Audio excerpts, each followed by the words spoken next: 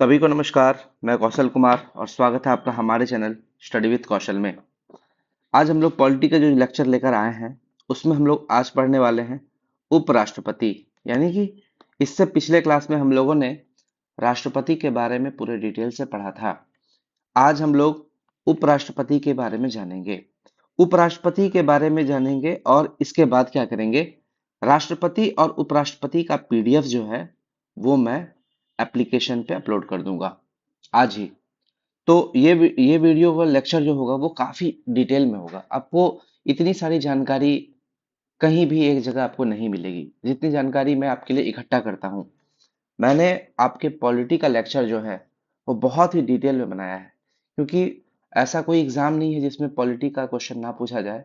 और पॉलिटी के प्रश्न ऐसे पूछे जाते हैं कभी कभी एग्जाम में जो मतलब आपको समझ में ही नहीं आता।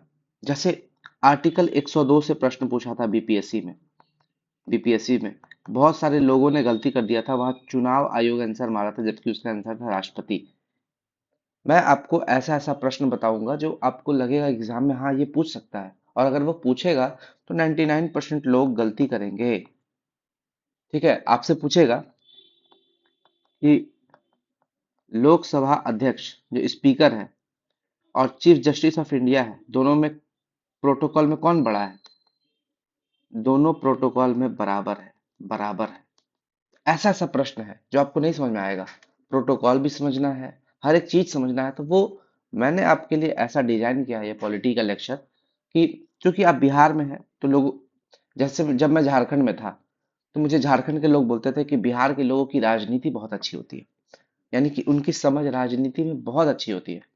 तो आपकी अगर राजनीति में समझ अच्छी है तो बिहार का नाम ऊंचा करना है। राजनीति में थोड़ा सा तो नॉलेज होना चाहिए कि सिर्फ हवाबाजी बस, कांग्रेस बीजेपी मतलब अभी जो आपकी जन स्वराज पार्टी है ये सब नहीं करना है आपको। बस पब्लिक में हल्ला नहीं मचाना है, वास्तविकता में आपको नॉलेज होनी चाहिए। अगर आप पॉलिटी पढ़ रहे हैं या कहीं डिस्कस कर रहे हैं तो उसके बारे में आपको जानकारी होनी चाहिए। मंत्रिमंडलीय समिति के बारे में जानकारी होनी चाहिए। आपको निर्वाचन आयोग के बारे में जानकारी होना चाहिए। आपको यूपीएससी और स्टेट पीएससी के बारे में जानकारी होनी चाहिए। ठीक है, आपको इमरजेंसी के बारे में जानकारी होनी चाहिए। आपको अभी तक क्या क्या हुआ है, हिस्टोरिकल बैकग्राउंड्स, उसके बारे में जानकारी होनी चाहिए। जब आपको ये सारी जानकारियां होंगी तभी आप कहीं पब्लिक में बैठेंगे तो वहां पर आप कुछ अपना फैक्ट्स रख पाएंगे। तो जानकारियां आपको चाहिए। मैं जो पढ़ा रहा हूँ मेरा मुख्य मकसद है कि आपको लिटरेट बनाना। यानी कि ये मकसद नहीं कि एग्जाम में मार्क्स उठाना। एग्जाम में मार्क्स उठाने के लिए मैं इसमें चुनिंदा क्वेश्चन लिख दूंगा, आपका मार्क्स आ जाएगा, लेकिन ऐसा आपको एजुकेटेड पर्सन बनाना जो दूसरा व्यक्ति देखे तो वो समझे कि अरे इसको ऐसी ऐसी जानकारियां प्राप्त है जो बहुत लोगों को नहीं है। ये ऐसी जानकारियां लाता कहाँ से? तो ये वीडियो आपको ऐसी ही जानकारियां देगा जो आपको और कोई वीडियो में नहीं मिलेगी। ये बेहतरीन क्लास है, बेहतरीन लेक्चर है। आप देखिएगा मेरी पॉलिटी का सीरीज, जब ये खत्म होगा आपको लगेगा कि मतलब 80% जो मुझे नहीं मालूम था 20% मुझे मालूम था। इतनी जानकारियां मैं दूंगा। और इसमें 90% फैक्ट्स ऐसे हैं जो आप एग्जाम में गलती करके आते हैं और यहाँ पर आपको गलती नहीं करना है। तो चलिए उपराष्ट्रपति पढ़ते हैं, बिना लेट किए स्टार्ट करते हैं। सबसे पहले भारत के उपराष्ट्रपतियों की लिस्ट देख लेते हैं और इस लिस्ट को थोड़ा सा एनालिसिस करते हैं। सबसे पहले देखिए, जो हमारे सबसे पहले उपराष्ट्रपति थे डॉक्टर सर्वपल्ली राधाकृष्णन, 1952 से 1962। डॉक्टर सर्वपल्ली राधाकृष्णन के बारे में थोड़ा सा और जानकारी लेते हैं। इनका डेट ऑफ बर्थ होता है 5 सितंबर, और इन्हीं के डेट ऑफ बर्थ में भारत में शिक्षक दिवस मनाया जाता है। भाई ये तो लेटेस्ट फैक्ट था। आगे बात करते हैं 1952 से 62। ये ऐसे उपराष्ट्रपति हैं जो 2 बार उपराष्ट्रपति बने। यानी कि ये और भी इंटरेस्टिंग फैक्ट हो गया कि जो हमारे पहले राष्ट्रपति थे डॉक्टर राजेंद्र प्रसाद, वो भी 2 बार बने थे और वो भी पहले ही थे। और उपराष्ट्रपति भी जो पहले हैं वो हमारे डॉक्टर सर्वपल्ली राधाकृष्णन है, वो भी 2 बार बने हैं। 2 बार उपराष्ट्रपति बने हैं और ये सेकंड राष्ट्रपति भी बने हैं। यानी कि पहले उपराष्ट्रपति और दूसरे राष्ट्रपति। दूसरे उपराष्ट्रपति की बात करें तो डॉक्टर जाकिर हुसैन, 1962 से 67, एक ही कार्यकाल है इनका। ठीक है, 62 से 67। उसके बाद ये तीसरे राष्ट्रपति बनते हैं और राष्ट्रपति बनने के समय में इनकी डेथ हो जाती है। जब ये राष्ट्रपति के क्रम में रहते हैं तो इनकी डेथ हो जाती है और इनका स्थान लेते हैं वीवी गिरी। वीवी गिरी, ठीक है, वीवी गिरी। वीवी गिरी के बाद वीवी गिरी त्यागपत्र देते हैं क्योंकि उन्हें लड़ना होता है उपराष्ट्रपति का इलेक्शन। तो वीवी गिरी आते हैं और 1967 से 69 में ये बनते हैं उपराष्ट्रपति, ठीक है। और ये बाद में उपराष्ट्रपति बनने के बाद फिर चौथे राष्ट्रपति भी बनते हैं, यानी कि जो पहले दूसरे तीसरे उपराष्ट्रपति हैं वो दूसरे तीसरे और चौथे नंबर के राष्ट्रपति भी हैं। ये इंपॉर्टेंट फैक्ट था। आगे देखिए, चौथे जो है हमारे उपराष्ट्रपति वो है गोलक स्वरूप पाठक, 1969 से 74। उसके बाद है बी डी जत्ती, 1974 से 79। एम हिदायतुल्ला, 1979 से 84, ठीक है। देखिए एम हिदायतुल्ला जो है ये चीफ जस्टिस ऑफ इंडिया थे और ये चीफ जस्टिस ऑफ इंडिया रहते हुए भारत के उपराष्ट्रपति पद पर इन्होंने कार्यभार संभाला, ठीक है। एक्चुअली रहते हुए नहीं, इन्होंने कार्यवाहक राष्ट्रपति के रूप में भी संभाला था, कार्यवाहक राष्ट्रपति। और आपसे पूछेगा कि ऐसे कौन चीफ जस्टिस ऑफ इंडिया हैं जो कार्यवाहक राष्ट्रपति रह चुके हैं, तो वो एम हिदायतुल्ला है। और ये ऐसे चीफ जस्टिस ऑफ इंडिया है जो उपराष्ट्रपति भी बने हैं। तो ये अच्छा प्रश्न होता है एम हिदायतुल्ला से। उसके बाद है आर वेंकट रमन। आर वेंकट रमन 84 से 87। और ये देखिए 7, 8, 9 नंबर का जो हमारा उपराष्ट्रपति है वो राष्ट्रपति भी बनता है 8, 9, 10 का, यानी कि एक प्रमोशन ऊपर हो जाता है। उपराष्ट्रपति से एक प्रमोशन ऊपर होता है राष्ट्रपति। तो 7, 8, 9 से वो बन जा रहा है 8, 9, 10, यानी कि आर वेंकट रमनी 84, 87 और ये हमारा 8वां राष्ट्रपति। शंकर दयाल शर्मा 87 से 92 और ये हमारा 9वां राष्ट्रपति। के आर नारायणन 1992 से 97 और ये हमारा 10वां राष्ट्रपति, यानी कि उपराष्ट्रपति बनने के बाद ये राष्ट्रपति का पदभार संभाले हैं, पदभार संभाले नहीं, जीते हैं। अगला है कृष्णकांत 1997 से 2002। देखिए सब एक ही कार्यकाल जी रहा है। भैरव सिंह शेखावत 2002 से 2007। मोहम्मद हामिद अंसारी 2007 से 2017, 2 बार। यहां देखिए ये भी 2 बार, 2 बार, यानी कि एक तो हमारे पहले थे डॉक्टर सर्वपल्ली राधाकृष्णन, ये लगातार 2 बार जीते। और एक हमारे मोहम्मद हामिद अंसारी, ये भी 2 बार जीते। अब है एम वेंकैया नायडू 2017 से 2022। उसके बाद जगदीप धनखड़ 2022, 10 अगस्त 2022 को ये शपथ ग्रहण करते हैं और अपना पदभार संभालते हैं। और तब से लेकर अब तक जगदीप धनखड़ ही हमारे उपराष्ट्रपति हैं। याद रखिए ये हमारे 14वें क्रम के उपराष्ट्रपति हैं, यानी कि अभी जो हमारे उपराष्ट्रपति का जो लिस्ट है उसमें लेटेस्ट जो पर्सन है वो 14वें नंबर के उपराष्ट्रपति हैं। नए उपराष्ट्रपति का चुनाव, याद रखिए अगर इनका चुनाव कब खत्म होगा, इनका जो कार्यकाल है 5 साल यानी कि 2027 में 10 अगस्त से पहले यानी कि 9 अगस्त को खत्म हो जाएगा, 9 अगस्त को खत्म हो जाएगा। तो उससे 60 दिन पहले से एक प्रावधान है कि नए उपराष्ट्रपति का चुनाव कालावधि अवसान यानी कि समाप्ति के 60 दिन पूर्व से ही प्रारंभ कर दिया जाना चाहिए। और यह कर्तव्य किसका है, यह कर्तव्य चुनाव आयोग का है और यह कार्य चुनाव आयोग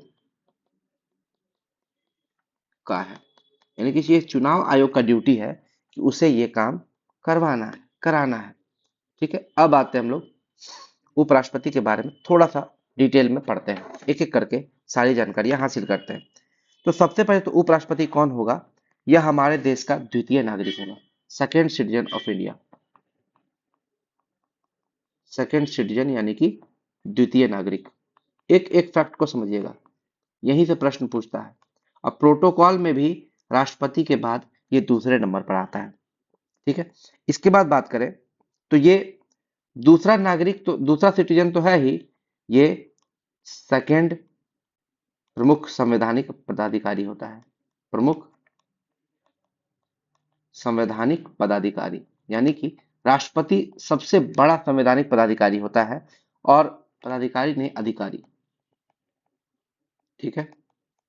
यानी कि सबसे बड़ा संवैधानिक पदाधिकारी राष्ट्रपति के बाद दूसरा नंबर पर उपराष्ट्रपति आता है।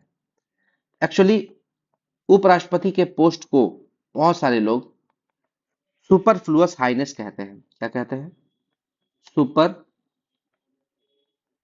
हाइनेस।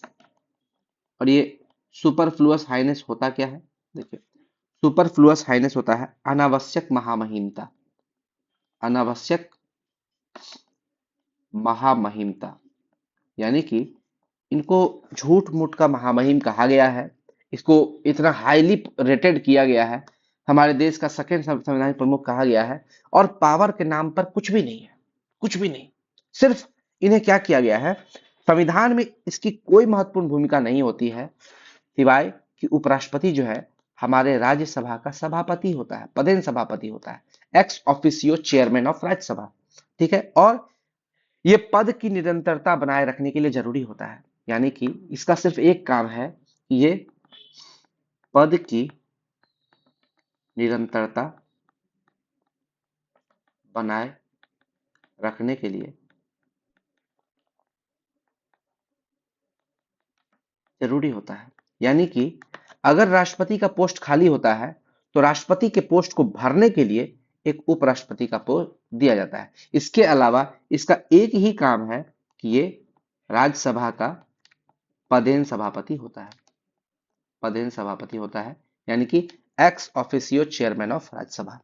तो और इसका कोई काम नहीं है, और ये कोई भी काम करता है तो राष्ट्रपति बन के करता है। यदि राष्ट्रपति का पोस्ट वैकेंट है, राष्ट्रपति त्यागपत्र दे दिया है या महाभियोग चला दिया है या उसकी मृत्यु हो गई, उस कंडीशन में राष्ट्रपति का कार्यभार संभालता है उपराष्ट्रपति, यानी कि ये पद की निरंतरता को बनाए रखने के लिए जरूरी होता है। बस यही काम है और इसका कोई काम नहीं है, इसीलिए इसको सुपरफ्लुअस हाइनेस का दर्जा दिया गया है कि अनावश्यक महामहिमता, इसको हाईली रेटेड किया गया, सेकंड पदाधिकारी है, काम के नाम पर जीरो है। ठीक है, आगे आते हैं। क्या आप बता सकते हैं उपराष्ट्रपति का जो पोस्ट है ये कहां से टैली करता है, यानी कि ये किस मॉडल पर आधारित है? तो ये अमेरिका के उपराष्ट्रपति, अमेरिका के उपराष्ट्रपति के मॉडल पर, उपराष्ट्रपति के मॉडल पर ये आधारित है। ठीक है, अब उपराष्ट्रपति का पद कौन सा आर्टिकल डिफाइन करता है? आर्टिकल 63, ये भी याद रखना है। आर्टिकल 63 ये डिफाइन करता है कि उपराष्ट्रपति का एक पद होगा, लेकिन वही अगर आर्टिकल 64 का बात करें, इसके एक बाद आर्टिकल 64, तो आर्टिकल 64 क्या बोलता है कि उपराष्ट्रपति जो है वो राज्यसभा का पदेन सभापति होगा। यही है, ये जो हम बढ़ाए हैं, राज्यसभा का पदेन सभापति होगा, यानी कि ex officio chairman of Rajya Sabha. तो यही जो आर्टिकल है ये है आर्टिकल 64। तो 63 और 64 में मुख्य अंतर क्या है कि 63 केवल बताता है कि उपराष्ट्रपति का एक पद होगा, लेकिन 64 बताता है कि राज्यसभा का पदेन सभापति कौन होगा? उपराष्ट्रपति होगा।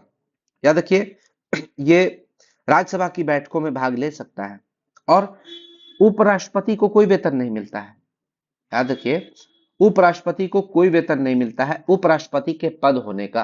तो इसको वेतन किस चीज का मिलता है? इसको वेतन मिलता है राज्यसभा का पदेन सभापति होने का। यानी कि अगर आपसे ये प्रश्न पूछे, उपराष्ट्रपति को उपराष्ट्रपति पद का वेतन नहीं मिलता है, ठीक है, पद का वेतन नहीं मिलता है, तो वेतन किस चीज का मिलता है? राज्यसभा का पदेन सभापति होने का। क्योंकि वो राज्यसभा का पदेन सभापति है, इसका उसको वेतन मिलता है। ठीक है, ये बहुत इंपॉर्टेंट फैक्ट है, यही तो क्वेश्चन पूछता है। और चूंकि वो राज्यसभा का पदेन सभापति है, इसलिए इसको राज्यसभा की बैठकों में भाग ले सकता है, भाग ले सकता है।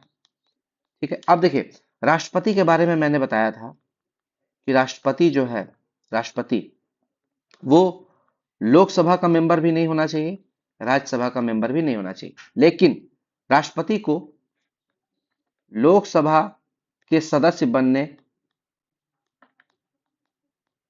की अर्हता होनी चाहिए। यानी कि उसमें यह कैपेबिलिटी होनी चाहिए कि वो लोकसभा का सदस्य बन सके। ठीक है, बनने की योग्यता होनी चाहिए। ठीक है, लेकिन लोकसभा का मेंबर नहीं होना चाहिए, राज्यसभा का मेंबर नहीं होना चाहिए। उसी तरह उपराष्ट्रपति की बात करें, उपराष्ट्रपति की बात करें तो उपराष्ट्रपति आपको लोकसभा का मेंबर नहीं होगा, राज्यसभा का मेंबर नहीं होगा और विधानसभा का भी मेंबर नहीं होगा। याद रखिएगा, उपराष्ट्रपति ना तो लोकसभा का मेंबर होगा, ना राज्यसभा का मेंबर होगा, ना विधानसभा का मेंबर होगा, लेकिन इसको राज्यसभा के सदस्य बनने की, राज्यसभा के सदस्य बनने की योग्यता होनी चाहिए, की योग्यता होनी चाहिए। समझ में आया? ये है राष्ट्रपति और उपराष्ट्रपति में अंतर, कि राष्ट्रपति को लोकसभा का सदस्य बनने की योग्यता होनी चाहिए, जबकि उपराष्ट्रपति को राज्यसभा का सदस्य बनने की योग्यता होनी चाहिए। दोनों का एज देखिए, एज की बात करें तो राष्ट्रपति के लिए मिनिमम एज होना चाहिए, राष्ट्रपति बनने के लिए मिनिमम एज होनी चाहिए 65 साल, सॉरी 35 साल, जबकि उपराष्ट्रपति के लिए भी, इसके लिए भी मिनिमम एज कितना होनी चाहिए? 35 साल, यानी कि आपकी उम्र कम से कम 35 साल होनी चाहिए। उसके बाद भारत का नागरिक होना चाहिए, भारत का नागरिक होना चाहिए। लेकिन राष्ट्रपति में यह लिखा है कि जन्म से भारत का नागरिक होना आवश्यक नहीं, जन्म से नागरिक होना आवश्यक नहीं है, आवश्यक नहीं है। जब उपराष्ट्रपति के पोस्ट में भी यही है कि ये भारत का नागरिक होना चाहिए, जन्म से या जन्म के बाद इसका जिक्र नहीं है। इसका जिक्र केवल राष्ट्रपति के पद पर है कि राष्ट्रपति जो है वो जन्म से भारत का नागरिक होना आवश्यक नहीं है, जरूरी नहीं है वो बाद में भी आके भारत का नागरिकता अगर हासिल करता है तो भारत का नागरिक बन सकता है। ठीक है, और बात करें तो तीन तो क्राइटेरिया हो ही गया, मिनिमम इतना इतना लोकसभा सदस्य, और एक चीज और है, पागल दिवालिया नहीं होना चाहिए, पागल या दिवालिया वगैरह नहीं होना चाहिए। हमारा राष्ट्रपति का पद या उपराष्ट्रपति का पद अगर कोई व्यक्ति धारण करता है तो पागल या दिवालिया नहीं होना चाहिए। ठीक है, अब आगे बढ़ते हैं। इसके बाद हम लोग, हाँ एक और है, तीन ही चीज है जिसका एज जो है 35 ईयर होना चाहिए। एक तो हो गया आपका ये राष्ट्रपति, एक उपराष्ट्रपति और एक राज्यपाल। राज्यपाल में भी उम्र आपका 35 साल होना चाहिए, 35 ईयर होना चाहिए। ठीक है, आगे बढ़ते हैं। अब हम लोग देखते हैं आर्टिकल 65। आर्टिकल 65, आर्टिकल 65 क्या बोलता है? आर्टिकल 65 बोलता है कि अगर राष्ट्रपति मृत्यु हो जाए, यानी कि क्राइटेरिया क्या क्या है देखिए, राष्ट्रपति की मृत्यु हो जाए यानी कि राष्ट्रपति मर जाए, या फिर राष्ट्रपति बीमार रहे, राष्ट्रपति की बीमारी में, राष्ट्रपति की अनुपस्थिति में, राष्ट्रपति अनुपस्थित है ही नहीं, या फिर राष्ट्रपति त्याग पत्र दे दे, या फिर राष्ट्रपति पर महाभियोग चलाया जाए। ठीक है, ये अनुपस्थिति तो यही हो गया, सब कंडीशन तो अनुपस्थिति का ही है। तो ये अगर इतना सारा कंडीशन है, यानी कि राष्ट्रपति अगर मृत्यु हो जाए, बीमारी हो, त्यागपत्र दे या महाभियोग हो जाए, तो इस सब कंडीशन में ये माना जाता है कि राष्ट्रपति अनुपस्थित है पद पर, तो राष्ट्रपति का पोस्ट खाली हो जाता है।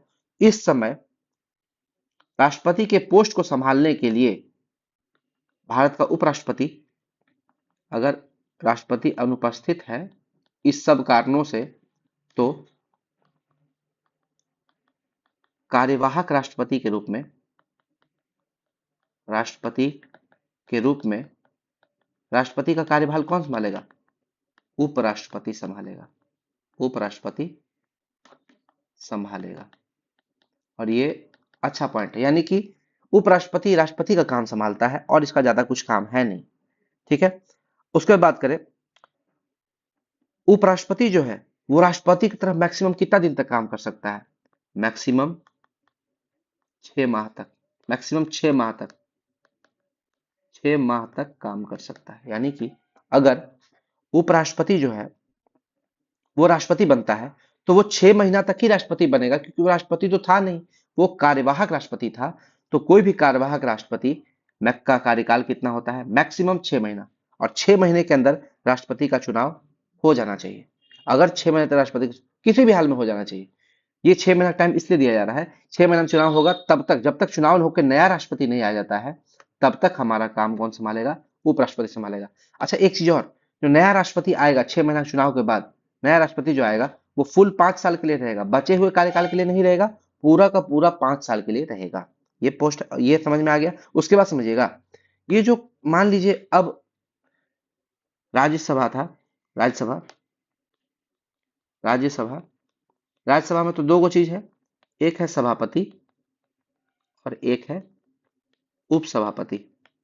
उपसभापति, ये जो सभापति है यही तो है हमारे उपराष्ट्रपति, यही तो है हमारे उपराष्ट्रपति। अब मान लीजिए कि राष्ट्रपति की का पद खाली हो गया इन कारणों से, मृत्यु, बीमारी, त्यागपत्र, महाभियोग, तो ये जो हमारे राज्यसभा के सभापति हैं उपराष्ट्रपति, ये बन गए क्या? कार्यवाह राष्ट्रपति। तो ये यहाँ का सभापति छोड़ना पड़ेगा इनको। ये आर्टिकल 64 बोलता है, आर्टिकल 64 बोलता है कि राष्ट्रपति का पदभार संभालने के बाद उपराष्ट्रपति राज्यसभा का सभापति के रूप में काम नहीं करेगा। ठीक है, चलिए, यानी कि ये देखिए अच्छा क्वेश्चन है, यानी कि कार्यवाह राष्ट्रपति का पदभार संभालने के बाद उपराष्ट्रपति राज्यसभा का सभापति के रूप में काम नहीं करेगा।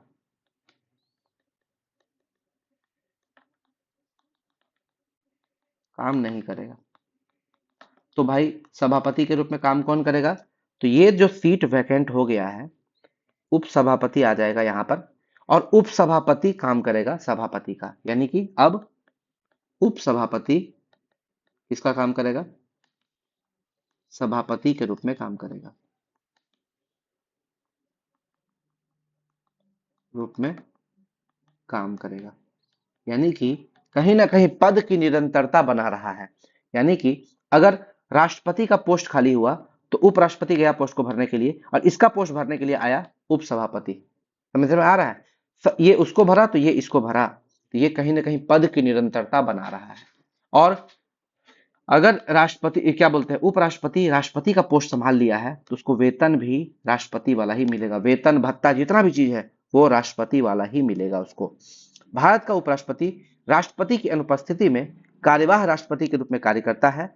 नया राष्ट्रपति आने के बाद, अब मान लीजिए 6 महीना के अंदर चुनाव हो गया और नया राष्ट्रपति जैसे ही आता है, ये उपराष्ट्रपति जो है उसको राष्ट्रपति का पद छोड़ देना होगा, कार्यवाह राष्ट्रपति का पद त्याग देना होगा। यहां तक समझ में आ गया? अब देखिए, क्या उपराष्ट्रपति का पद जो है वो री इलेक्शन होता है? हाँ है, होता है। A sitting vice president is eligible for re-election। ठीक है, इसका कार्यकाल कितना होता है उपराष्ट्रपति का? इसका कार्यकाल भी होता है 5 वर्ष। 5 वर्ष के लिए ये आता है, बिल्कुल आता है। ये अपना पद त्याग भी कर सकता है, छोड़ भी सकता है, या तो इसको रिमूव किया जा सकता है, या तो ये रिजाइन दे सकता है। यानी कि उपराष्ट्रपति जो है इसका पद त्यागने की अगर बात करें तो पद त्याग भी सकता है और इसको रिमूव भी किया जा सकता है, लेकिन एक बात याद रखिएगा, राष्ट्रपति को हटाने के लिए महाभियोग लगाया जाता था, लेकिन उपराष्ट्रपति को रिमूव करने के लिए महाभियोग नहीं लगाया जाएगा, महाभियोग नहीं लगा सकते। ये एकदम इंपॉर्टेंट। और रिमूव करने के लिए जो प्रस्ताव है, ये प्रस्ताव केवल राज्यसभा में स्टार्ट किया जा सकता है, राज्यसभा में स्टार्ट किया जा सकता है। इसको लोकसभा में, अगर हमको किसी उपराष्ट्रपति को हटाना है तो हम लोग लोकसभा में प्रस्ताव नहीं लाएंगे, राज्यसभा में प्रस्ताव लाएंगे। और ये बड़ा ही इंटरेस्टिंग चीज है कि कैसे हटेगा कैसे नहीं हटेगा, ये बहुत इंटरेस्टिंग चीज है। अब देखिए कैसे होता है, इसको समझ ही लेते हैं। रिमूवल क्या होता है? उपराष्ट्रपति को उसके पद से हटाने के लिए कोई औपचारिक महाभियोग की आवश्यकता नहीं होती है। उपराष्ट्रपति को उसके पद से हटाने के लिए राज्यसभा और लोकसभा की आवश्यकता तो पड़ती है, लेकिन स्टार्ट होगा आपका राज्यसभा में, स्टार्ट होगा। और राज्यसभा से उसको चाहिए एब्सोल्यूट मेजोरिटी,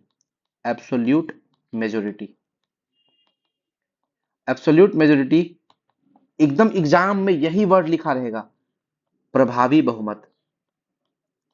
प्रभावी बहुमत, देखिए आप दो चीज पढ़े होंगे, एक तो है सामान्य बहुमत, ठीक है, सामान्य बहुमत जो होता है 50% प्लस वन। एक होता है विशेष बहुमत, विशेष बहुमत जो होता है 2/3, जितना मेंबर है उसका 2/3, 2/3। लेकिन ये एब्सोल्यूट मेजोरिटी का वर्ड आप पहली बार सुन रहे होंगे, तो ये याद रखिएगा, एग्जाम में यही वर्ड देता है। इंटेलिजेंस ब्यूरो का जो एग्जाम हुआ था उसमें एब्सोल्यूट मेजोरिटी ये वर्ड दिया हुआ था, और विशेष बहुमत भी दिया हुआ था, और सामान्य बहुमत भी दिया हुआ था। लोग विशेष बहुमत मार दिए थे भाई।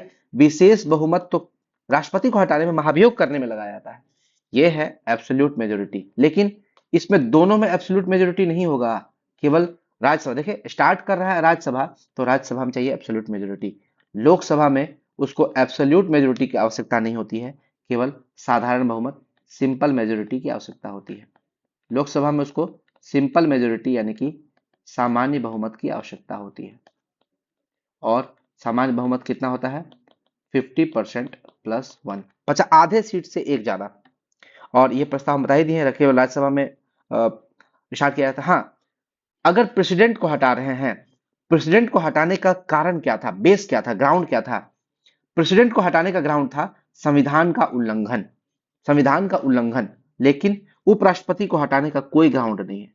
आप बोलिए बिना मतलब, बिना रीजन का भी हटा सकते हैं, इसका कोई ग्राउंड का उल्लेख संविधान में नहीं किया गया है, ठीक है। यानी कि इसका कोई ग्राउंड जो है वो संविधान में वर्णन नहीं है कि उपराष्ट्रपति को हम लोग किस आधार पर हटाएंगे, किस बेस पर हटाएंगे, इसका कोई वर्णन नहीं। यानी कि आप उपराष्ट्रपति को किसी भी ग्राउंड पर हटा सकते हैं, ठीक है, किसी भी ग्राउंड पर हटा सकते हैं, हटा सकते हैं, ठीक है। अब समझिए, एक चीज हम लोग पढ़े, पद त्याग।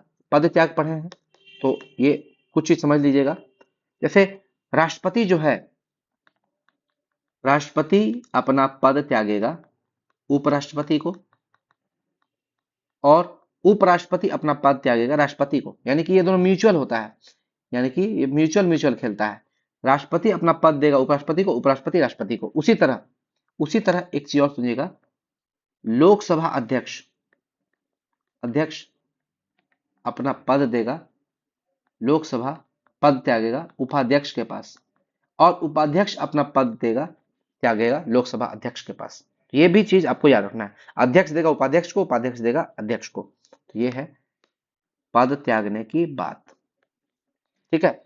अब बताइए, पद जो त्यागेगा, ठीक है, उपराष्ट्रपति और राष्ट्रपति देखिए दोनों सदस्य नहीं होता, मिनिमम क्राइटेरिया हम बता ही दिए हैं, ठीक है। हाँ, एक चीज और था यहाँ पर, देखिए ये जो हम बताए थे कि मिनिमम एज 35 साल होना चाहिए, भारत का नागरिक होना चाहिए, पांच क्या बोलते हैं लोग, ये राज्यसभा का सदस्य बनने की योग्यता होनी चाहिए। एक और क्राइटेरिया है कि कोई लाभ के पद पर धारण नहीं करना चाहिए, लाभ के पद पर धारण न करता हो, ये भी एक इसका क्राइटेरिया है, ठीक है। अब देखिए, अगर कोई व्यक्ति अगर कोई व्यक्ति हमारा उपराष्ट्रपति बनता है, और वो यानी कि वो उपराष्ट्रपति बना, मान लीजिए उपराष्ट्रपति का चुनाव जीता, और उसी समय एट द सेम टाइम अगर वो विधान मंडल, विधान मतलब विधानमंडल का भी सदस्य है, विधानमंडल का भी सदस्य है, मान लेते हैं विधानमंडल में दो गो है ना, विधानसभा विधान परिषद, दोनों में से किसी का भी अगर मेंबर है, और वो मेंबर रहते हुए, विधानसभा का सदस्य रहते हुए उपराष्ट्रपति का पद जीत लिया है, चुनाव जीत लिया है, तो क्या होगा, पुराना जो इसका सदस्यता है, यानी कि विधानमंडल में इसकी पुरानी सदस्यता सदस्यता स्वतः समाप्त हो जाएगी, यानी कि वो विधानमंडल का सदस्य नहीं माना जाएगा, स्वतः समाप्त हो जाएगी। ये प्रश्न पूछता है, ये प्रश्न बार बार पूछता है एग्जाम में, ठीक है। अच्छा, एक चीज और है, एक और बेहतरीन चीज है, ये तो हम लोग पढ़े कि राष्ट्रपति का पद अगर खाली हो तो उपराष्ट्रपति संभालता है, कार्यवाह राष्ट्रपति के रूप में कौन संभालेगा, हमारा उपराष्ट्रपति। लेकिन अगर उपराष्ट्रपति का पद खाली हो तब, तो वो भी बता देते हैं यदि ये है, देखिए वैकेंसी, उपराष्ट्रपति का वैकेंसी कुछ कारणों से हो सकता है।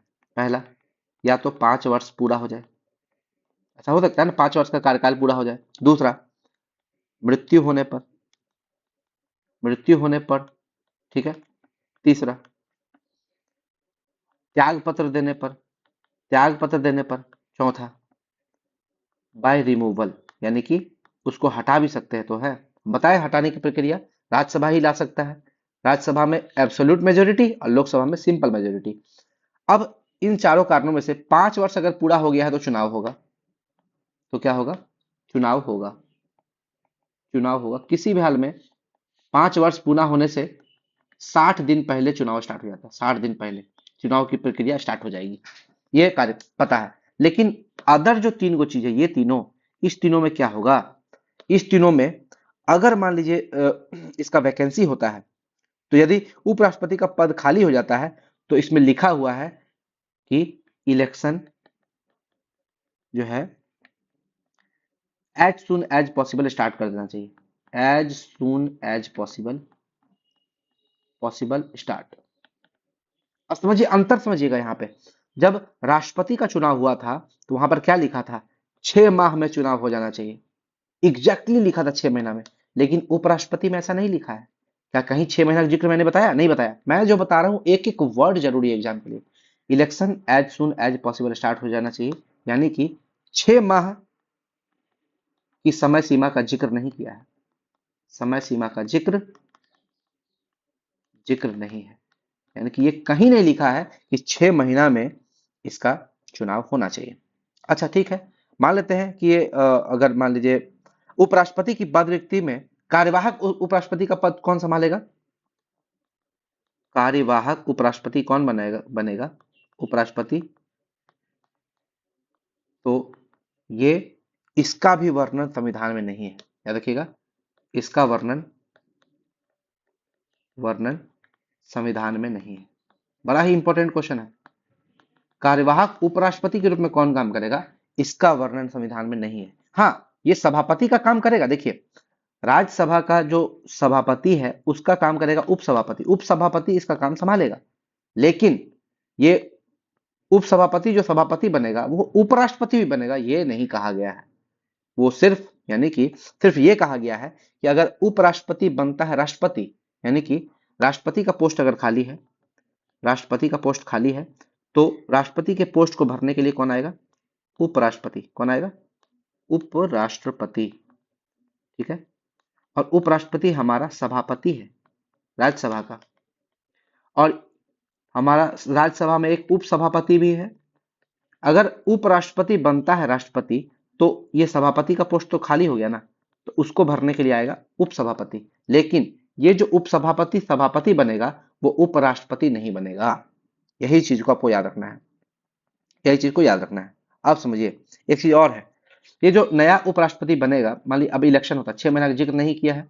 अब मान लीजिए कि इलेक्शन होता है, मान लीजिए कि इलेक्शन होता है, इलेक्शन हुआ, मान लीजिए कि अब क्या हुआ? इलेक्शन, इलेक्शन हो गया, इलेक्शन हो गया।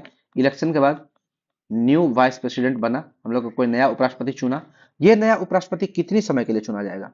ये 5 वर्ष के लिए चुना जाएगा। यानी कि ये बचे हुए कार्यकाल के लिए नहीं चुना जाएगा, 5 वर्ष के लिए चुना जाएगा। ठीक है। उपराष्ट्रपति की सैलरी कितनी होती है? 0 होती है। उपराष्ट्रपति की कोई सैलरी नहीं होती है। उसे जो भी सैलरी मिलती है वो राज्यसभा का पदेन सभापति के रूप में सैलरी मिलती है। और बात करें, ये इसको फ्री का मुफ्त आवास मिलता है, फ्री का रेसिडेंस मिलता है। ठीक है। इनको डेली अलावेंस मिलता है, डेली अलावेंस। ठीक है। मेडिकल अलावेंस, ठीक है, मेडिकल अलावेंस मिलता है, और अदर अलावेंस भी मिलता है। अदर अलावेंस भी दिया जाता है किसको? उपराष्ट्रपति को।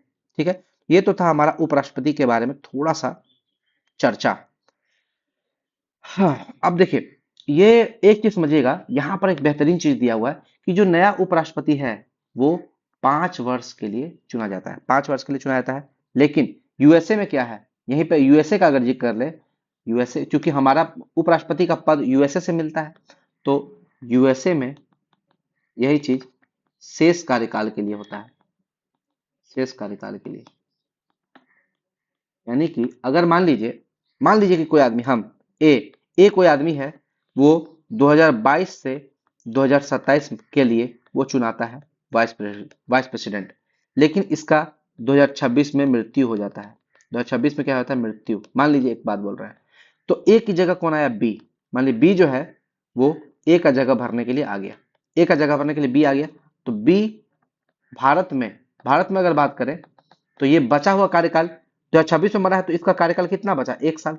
1 साल, तो ये 1 साल के लिए नहीं आएगा, ये 5 वर्ष के लिए आएगा, 5 ईयर के लिए भारत में। लेकिन यही बात अगर यूएसए में बात करें, यूएसए में ये शेष कार्यकाल के लिए आएगा, यानी कि केवल और केवल 2027 के लिए, 2027 तक रहेगा शेष कार्यकाल के लिए। तो ये अंतर है भारत में और यूएसए में। इस चीज को समझिएगा, ये बहुत छोटा छोटा फैक्ट है जो आपके एग्जाम के लिए यूजफुल होता है। और बात करते हैं, इसको शपथ कौन दिलाता है? तो आर्टिकल 69, आर्टिकल 69 में इसका उल्लेख है कि उपराष्ट्रपति को शपथ कौन दिलाएगा? राष्ट्रपति दिलाएगा। शपथ कौन दिलाएगा? राष्ट्रपति दिलाएगा। देखिए एक चीज बड़ा ही कंफ्यूजिंग होता है, ये कंफ्यूजिंग क्या है कि राष्ट्रपति को शपथ कौन दिलाएगा? राष्ट्रपति का शपथ आर्टिकल 60 में है, और राष्ट्रपति को बहुत आदमी गलती मार देते हैं एग्जाम में, राष्ट्रपति को शपथ दिलाएगा उपराष्ट्रपति, ऐसा लिख देते हैं, लेकिन नहीं, राष्ट्रपति को शपथ दिलाएंगे चीफ जस्टिस ऑफ इंडिया। और चीफ जस्टिस ऑफ इंडिया अगर नहीं है तो वरिष्ठतम न्यायाधीश, जो भी सुप्रीम कोर्ट का वरिष्ठतम न्यायाधीश होगा वो राष्ट्रपति को शपथ ग्रहण कराएगा। कभी भी गलती से राष्ट्रपति का शपथ ग्रहण में उपराष्ट्रपति नहीं मारिएगा। अगर आप उपराष्ट्रपति लिखते हैं तो वो गलत होगा। उपराष्ट्रपति राष्ट्रपति के एब्सेंस में राष्ट्रपति का कार्यभार तो संभालता है, लेकिन उसे शपथ ग्रहण नहीं कराता है। यहाँ पे लोग फंसते हैं, छोटी छोटी चीजों को, फैक्ट को आपको पकड़ना है। आगे आते हैं, अब हम लोग अगला फैक्ट देखते हैं, आर्टिकल 70। आर्टिकल 70 क्या बोलता है? आर्टिकल 70 को हम लोग देख लेते हैं अच्छे से। आर्टिकल 70 बोलता है कि discharge of the functions of president in other contingency, यानी कि अर्थात इमरजेंसी भी में भी उपराष्ट्रपति राष्ट्रपति की तरह काम करेगा। अगर देश में इमरजेंसी लगा हुआ है और राष्ट्रपति का पद खाली है और उपराष्ट्रपति अगर उस पद को संभाल रहा है, तो आपातकाल के समय में, आपातकाल में भी उपराष्ट्रपति जो है, उपराष्ट्रपति राष्ट्रपति की तरह काम करेगा यदि वह एक्टिंग प्रेसिडेंट है, कार्यवाह राष्ट्रपति है। आगे आते हैं आर्टिकल 71। आर्टिकल 71 के बारे में हम आपको राष्ट्रपति के वीडियो में बता दिए थे, बहुत कुछ बताने का जरूरत नहीं है, लेकिन फिर भी हम समझा देते हैं। यानी कि अगर चुनाव से संबंधित कोई भी विवाद होता है, राष्ट्रपति या उपराष्ट्रपति दोनों का, राष्ट्रपति या उपराष्ट्रपति का चुनाव से संबंधित विवाद होता है, चुनावी विवाद है, इलेक्शन से संबंधित कोई भी डिस्प्यूट है, तो उसको कौन सुलझाएगा? हमारा एक ही सर्वे सर्वा है, सुप्रीम कोर्ट। सुप्रीम कोर्ट है, वही देखेगा राष्ट्रपति और उपराष्ट्रपति का चुनाव, और सुप्रीम कोर्ट सुलझाएगा, इस मामले को सुलझाएगा, ठीक है, सुलझाएगा, और इसका निर्णय जो होगा अंतिम एवं सर्वमान्य, अंतिम एवं सर्वमान्य निर्णय होगा। यानी कि ये जो निर्णय लेगा उसको आपको मानना पड़ेगा, वो अंतिम है और सर्वमान्य है। ये दो का इलेक्शन का देखेगा, एक तो हो गया आपका राष्ट्रपति और एक उपराष्ट्रपति, दोनों का इलेक्शन को देखता है। अब राष्ट्रपति और उपराष्ट्रपति के रूप में किसी व्यक्ति का निर्वाचन सुप्रीम कोर्ट द्वारा अगर शून्य घोषित कर दिया जाता है, मान लीजिए हम राष्ट्रपति में बताए थे कि अगर राष्ट्रपति का काम है, अगर राष्ट्रपति का इलेक्शन हो गया है, इलेक्शन हो गया और 1 महीना रह लिया, मान लीजिए 1 महीना रह लिया, और 1 महीना के बाद सुप्रीम कोर्ट बोलता है कि नहीं, वाइड कर दिया, नल एंड वाइड, यानी कि राष्ट्रपति के इलेक्शन को अयोग्य, अमान्य घोषित कर दिया, तो 1 महीना में राष्ट्रपति जो भी काम किया होगा वो क्या होगा? इसमें राष्ट्रपति के द्वारा किया गया कार्य वैलिड माना जाएगा। उस 1 महीना में जो काम किया उसको वैलिड माना जाएगा। उपराष्ट्रपति में भी वही है, सेम चीज है कि अगर मान लीजिए सुप्रीम कोर्ट वाइड घोषित कर देता है तो भी उस समय जो उसने काम किया है उसको सही माना जाएगा। और ये इसका चुनाव को, मान लीजिए राष्ट्रपति उपराष्ट्रपति के रूप में किसी व्यक्ति का निर्वाचन होता है तो उसे इस आधार पर चुनौती नहीं दी जा सकती है कि निर्वाचक मंडल जो है वो अपूर्ण था, इस आधार पर चुनौती। तो एक चीज और देख लीजिए, अभी तक 4 ऐसे उपराष्ट्रपति हैं, 4 उपराष्ट्रपति ऐसे हैं जो निर्विरोध चुने गए हैं, निर्विरोध।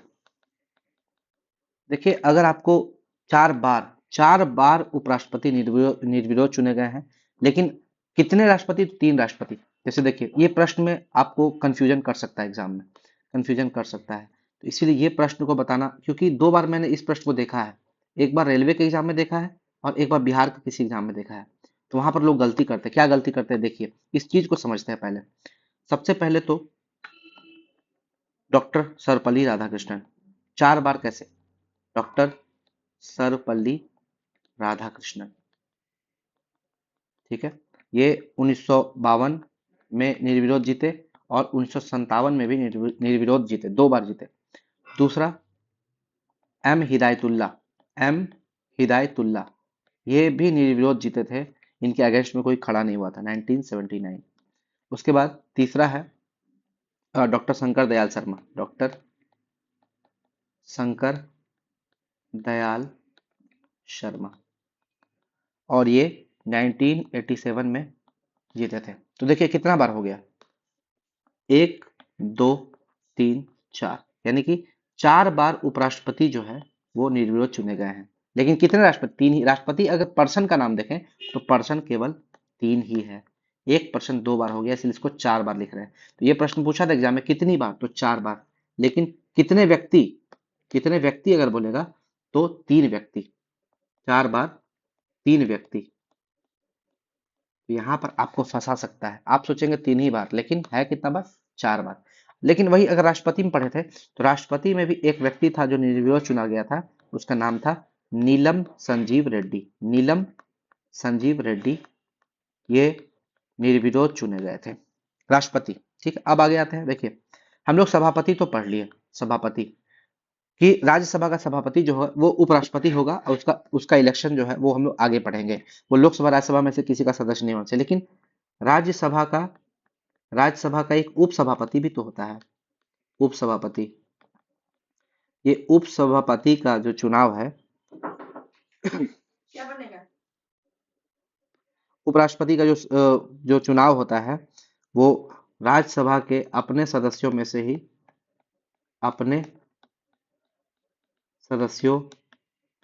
ही किया जाता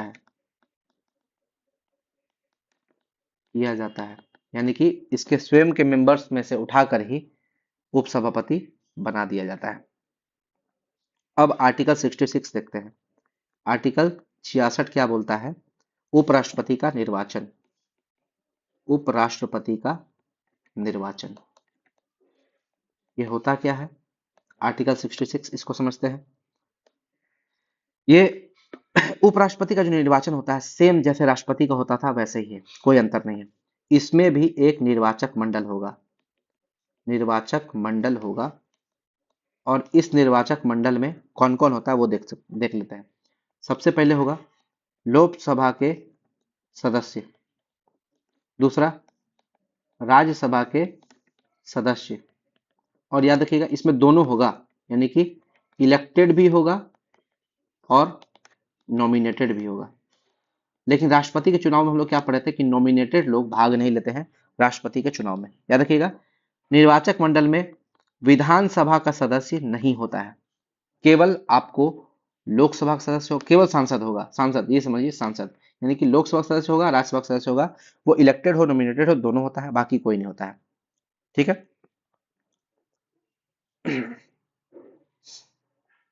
आगे बात करते हैं। एक था पहले जब होता था ये उपराष्ट्रपति का चुनाव, तो पहले तो वो क्या होता था कि संयुक्त बैठक के द्वारा होता था, संयुक्त बैठक, यानी कि ये प्रावधान था मूल संविधान में कि राष्ट्रपति का जो चुनाव होगा वो संयुक्त बैठक के द्वारा होगा। लेकिन एक 11वां संविधान संशोधन आया, 11th कॉन्स्टिट्यूशनल अमेंडमेंट 1961 में आया। 1961 में। और ये क्या बोलता है कि उपराष्ट्रपति का चुनाव, उपराष्ट्रपति का चुनाव संयुक्त अधिवेशन में, संयुक्त अधिवेशन में किए जाने को समाप्त कर दिया गया। ठीक है, यानी कि इसका जो इलेक्शन था वो ज्वाइंट सेशन में नहीं होगा, उसको 11th कॉन्स्टिट्यूशनल अमेंडमेंट में समाप्त किया गया था। यानी कि पहले प्रक्रिया, मूल संविधान में क्या था प्रक्रिया कि ज्वाइंट सेशन में इसका इलेक्शन होगा, लेकिन अब क्या है, इसका ज्वाइंट सेशन में इलेक्शन नहीं होगा, बल्कि इसका इलेक्शन अब प्रक्रिया है। इलेक्शन का प्रक्रिया क्या है तो वो देख लेते हैं। सेम एज राष्ट्रपति, निर्वाचन की पद्धति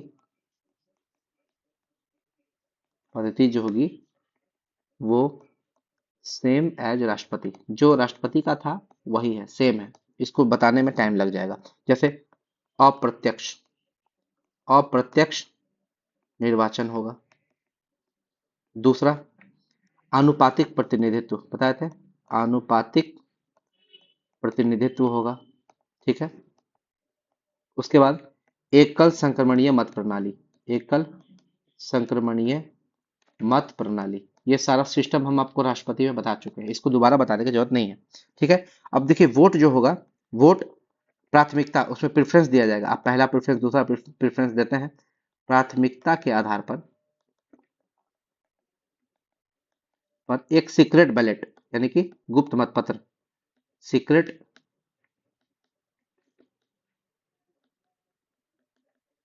बैलेट पर दी जाएगी। और इसको जो काउंटिंग करेंगे वो एक चरण में नहीं होता है, काउंटिंग काउंटिंग कई चरणों में होती है। और इसमें एक कोटा का भी जिक्र किए थे, बताए थे, कोटा जो 50% +1 होता है, जितना सीट होगा उसका उतना +1। तो जो भी व्यक्ति कोटा ले आएगा वो उपराष्ट्रपति के पद पर निर्वाचित हो जाएगा। जैसे टोटल मेंबर्स की बात करें, टोटल मेंबर्स, मान लीजिए टोटल मेंबर की बात करते हैं, अभी हमारे टोटल मेंबर कितने हैं, 545 में से 2 घटा दीजिए क्योंकि मनोनीत अब हट गया है। ठीक है, 543 और इसमें 12 हट गया है तो 233। यानी कि इसमें देखिए 543 2 हट गया लोकसभा से, और 233 12 हट गया राज्यसभा से। तो 543 और 233 यानी कि टोटल जोड़ दीजिएगा, आ जाएगा 776।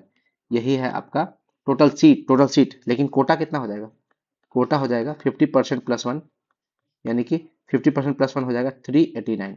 यही हो जाएगा हमारा कोटा। यानी कि जो भी मेंबर ये कोटा को प्राप्त कर लेगा वो हमारा उपराष्ट्रपति बन जाएगा।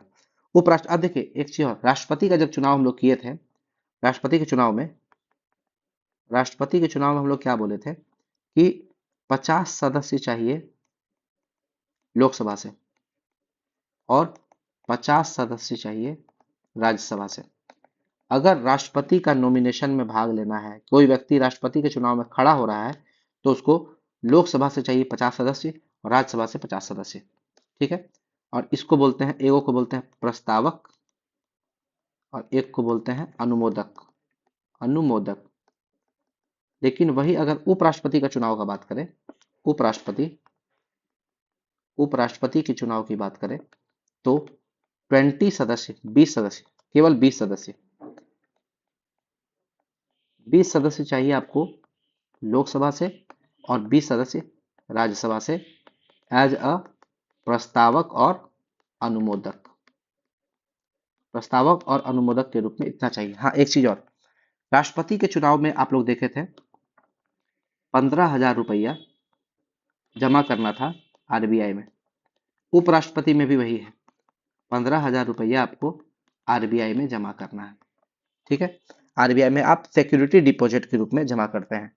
और अगर आप टोटल वोट्स का, वैध मत का, वैध मत का 1/6 वोट नहीं ला पाते हैं, मान लीजिए नहीं लाते हैं, तो जमानत जब्त हो जाएगी। ये जो जमानत राशि है जब्त हो जाएगी। इसमें भी वही है, अगर आप वैध मत का 1/6 नहीं ला पाते हैं तो जमानत राशि कहाँ जब्त होगी, आरबीआई में जब्त हो जाएगी। ठीक है, ये दोनों कंसेप्ट उसमें भी सेम है, इसमें भी सेम सेम है। ठीक है। बाकी सब फैक्ट्स इसका हम आपको बता दिए हैं और हमको नहीं लगता है कि इसमें कोई भी फैक्ट बताने की जरूरत है। तो इतना ही चीज था उपराष्ट्रपति में। ठीक है, और उपराष्ट्रपति में कोई चीज नहीं है। तो ये हमारा उपराष्ट्रपति का जो चैप्टर था छोटा सा था और बहुत सारा डिटेल्स इसमें जानना जरूरी था, वो मैंने कंप्लीट कर दिया है। तो कैसा लगा आपको मेरा वीडियो? अगर आपको मेरा वीडियो अच्छा लगा हो तो आप मेरे चैनल को लाइक शेयर और सब्सक्राइब कर सकते हैं, ज़्यादा से ज़्यादा लोगों को शेयर कर सकते हैं।